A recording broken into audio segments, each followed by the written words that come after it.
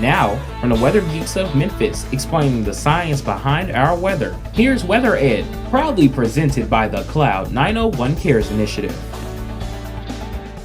Hello everyone, I'm lead forecaster Cameron Kuykindall here with today's WeatherEd episode number 12, Hail Basics. Let's get straight into it. So let's define hail. It is a form of precipitation consisting of solid ice that forms inside thunderstorm updrafts. Hail can damage aircraft, homes, and cars, and can be deadly to livestock and people. So let's get into the hail formation process. Number 1, water vapor and rain are pushed up into the updraft above freezing level.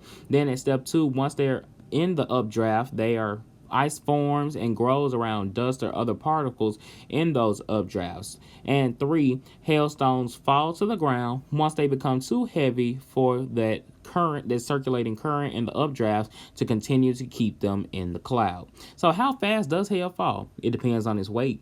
So for smaller hailstones, 1 inch in diameter and less, the expected fall speed is between 9 and 25 miles per hour. For hailstones 1 inch to 1 75th of an inch in diameter, the expected fall speed is between 25 to 40 miles per hour. For larger hailstones 2 to 4 inches in diameter, the expected fall speed is between 44 and 77 miles per hour. Now, if those hailstones are greater than 4 inches, they're going to be falling over 100 miles per hour.